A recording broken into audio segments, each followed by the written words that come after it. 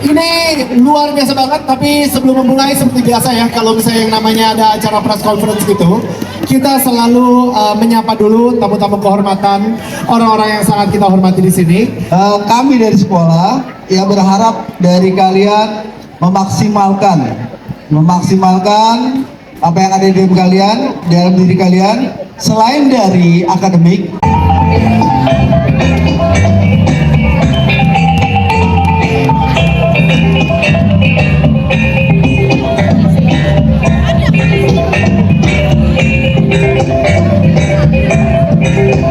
Perkenalan dikit apa itu Bintang SMA.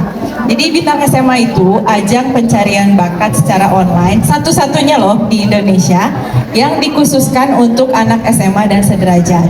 Dan gak ada partikular bakat, any bakat, tadi Daniel udah bilang, apapun bakatnya bisa submit ke Bintang SMA. Dan tahun ini tahun kelima. Sebelumnya 4 tahun lalu, di 4 tahun itu udah ada hampir 30.000 siswa, mungkin dari hampir 600 sekolah yang ikut di Bintang SMA ini ya. Jadi harapannya teman-teman tahun ini bisa meramaikan lagi, bisa sama-sama ikut dan ketemu dengan para judges yang keren-keren. Jadi SMK juga boleh, madrasah juga boleh, even homeschooling juga boleh. Jadi buat teman-teman kalau misalnya punya temennya yang homeschooling tapi memang levelnya di SMA juga boleh ikut.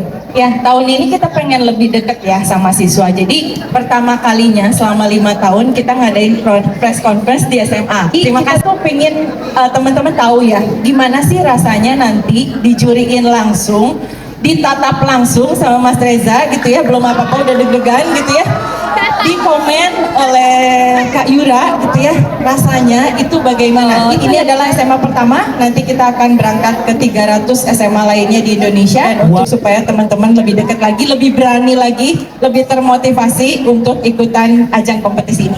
300 sekolah itu kemana aja by the way?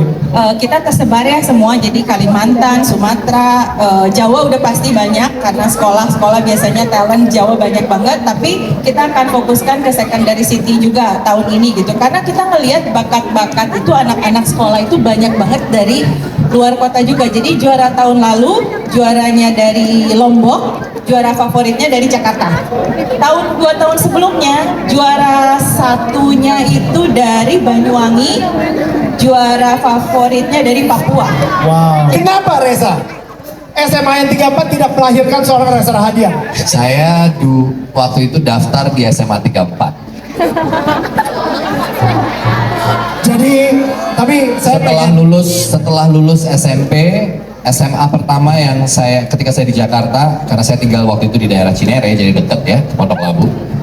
Ada 2 SMA yang saya daftar, SMA 6 dan SMA 34. Sayangnya dua-duanya ditolak. Nggak jadi deh lulusan SMA 34. Karena kita ngelihat ya masa SMA itu masa yang masih bisa explore ya. Jadi teman-teman SMA jangan takut kayak ikutan nanti nggak menang gitu ya. Enggak, kalau kalian ikutan pasti kalian dapat sesuatu.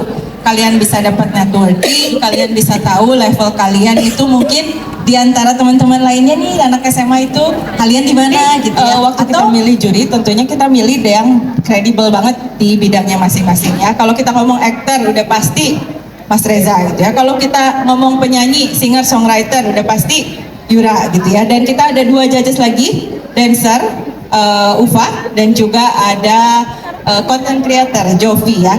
4 orang ini benar-benar passionate-nya tuh terhadap anak muda tuh luar biasa.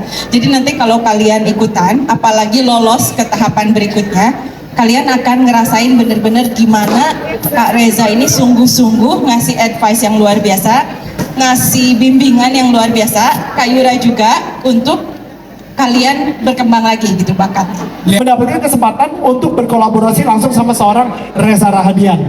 Bro, itu dia kenapa lu pengen jadi juri? Sekarang sebenarnya menyenangkan sekali bisa melihat bakat-bakat anak-anak SMA dan sederajat tentunya bakat-bakat muda, di mana mereka begitu berani mengekspresikan diri mereka dengan bakat yang mereka punya. Dan ini menurut gue salah satu platform yang harus diapresiasi dan harus terus ada sebenarnya, karena kita tahu sendiri wadahnya tidak terlalu banyak.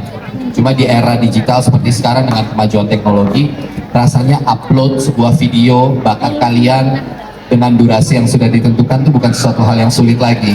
You can do it anywhere, bisa di mana aja bikin videonya, kapanpun dibantuin sama teman-teman satu sekolah juga bisa gitu. Jadi kerja kolaboratif sebenarnya.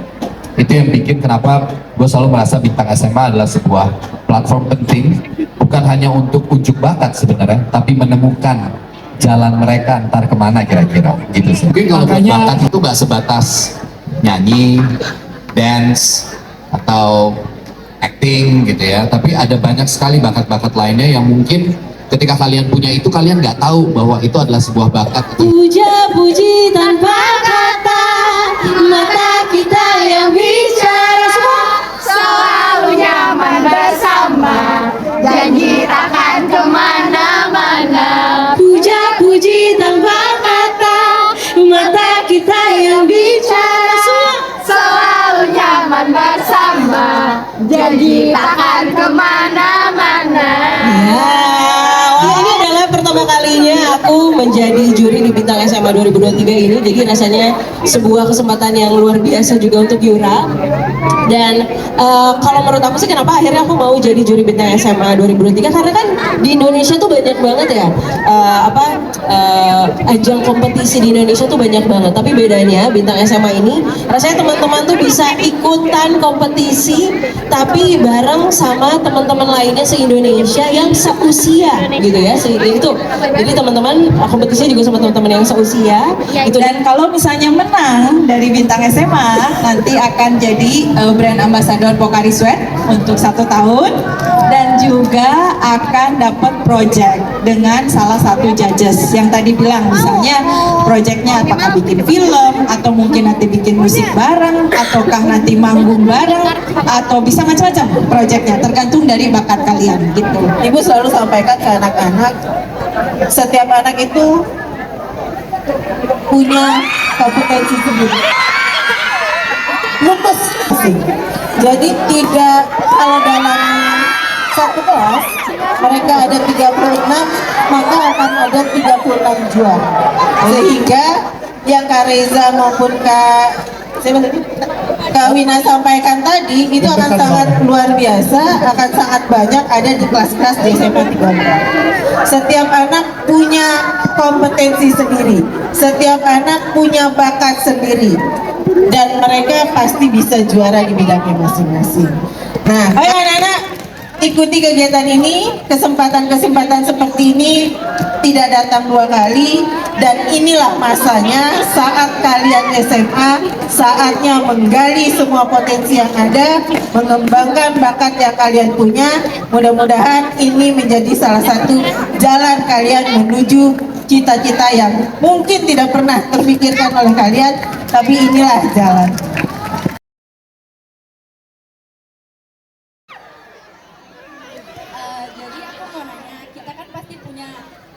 Kalau membedakan mana yang bakat, mana yang kita suka, ya bakat juga merupakan bagian dari apa yang kalian sukai. Kalau enggak, itu tidak menjadi sebuah bakat. Ini sebenarnya nggak perlu dibikin tambah rumit sebenarnya.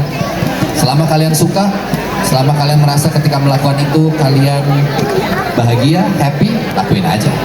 Nggak usah dibagi-bagi dulu, ini aku cuma suka aja, atau jangan-jangan ini bakat. Karena bakat juga bisa lahir dari apa yang kita suka. Oke?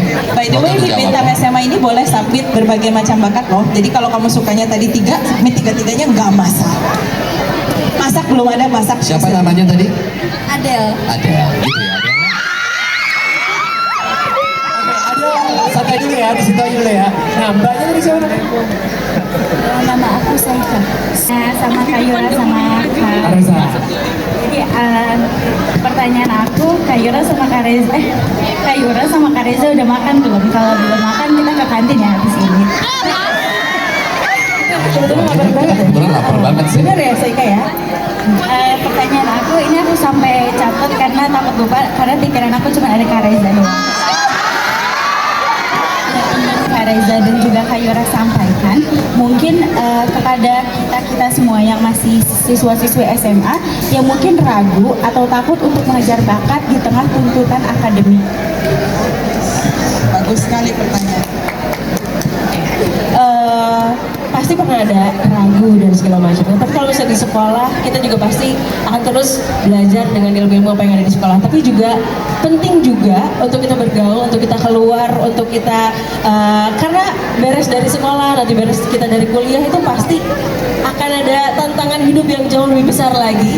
Jadi soft skill seperti ini kita bisa bernetworking, kita bisa mengasah kemampuan kita di luar akademik juga sangat penting untuk kita bisa bertahan hidup setelah nanti saat kita udah beres kuliah dan segala macam. Jadi nggak perlu, mungkin ragu ada, nggak apa-apa. Tapi kalau misalnya ragu terus, rasanya kita akan terus berdiam diri. Tapi nggak apa-apa, keraguan itu justru jadi bakaran semangat kamu untuk melangkah maju, melangkah pelan-pelan lagi, melangkah pelan lagi. Yang penting bergerak terus, bergerak maju. Kalau ragu diam aja tuh kayak kita akan nggak kemana-mana dan nggak akan explore apa-apa gitu. Jadi ini waktunya kita untuk eksplorasi diri, untuk kita tahu kita akan suka ini, tapi aku suka nggak ya? Atau kayak tadi aku suka ini tapi yang mana ya? Tapi nggak apa-apa, dicoba aja mumpung masih muda, mumpung waktunya masih panjang. Jadi ini waktunya kita mencoba semua yang kita mau coba. Siapa tadi namanya? Saika. Saika. Oke. Saika tuh lembut banget ya Lembut ngomong. banget. Lihat ya ekspresi mukanya ya, kayak nyebut nama itu Saika. Aduh, sayang gitu ya. Lo sambil ada gini-gini dikit baru saya. Saika. Mukanya lucu sekali kamu. Oke, saya kayak gini. Kalau saya mungkin sedikit agak ekstrim, ya. Buat saya prestasi akademik itu oke aja. Ada ibu kepala sekolah. Nggak apa-apa. Ini kan pendapat pribadi. Karena tidak semua anak harus jago matematika, tidak semua anak-anak harus jago biologi, tidak semua anak-anak harus jago IPS, dan lain-lain. Nggak ada. Buat saya itu nggak ada rumusan itu. Ini sampai ke tingkat menteri pun saya ngomong begini. Semua harus jago acting. Jadi itu tidak menjamin sesuatu juga pada akhirnya. Apalagi saat saya kan nanti masuk ke jenjang kuliah, jenjang selanjutnya. Jadi prestasi akademik menjadi penting ketika kamu memang suka pada mata pelajaran itu. Bukan berarti semua siswa harus jago dalam mata pelajaran satu tertentu. It's okay. Gitu ya. Jadi kalau kamu merasa ada bakat kamu yang lebih. Saya bukan siswa berprestasi di tingkat SMA, semuanya average, biasa aja. Tapi ada satu bakat tertentu yang mungkin saya suka dan saya asah terus-menerus karena itu menjadi kelebihan. Artinya semua siswa punya juga kesempatan yang sama. Jangan sampai prestasi akademis kemudian juga menghalangi atau membatasi diri kalian bertumbuh atas bakat yang kalian punya.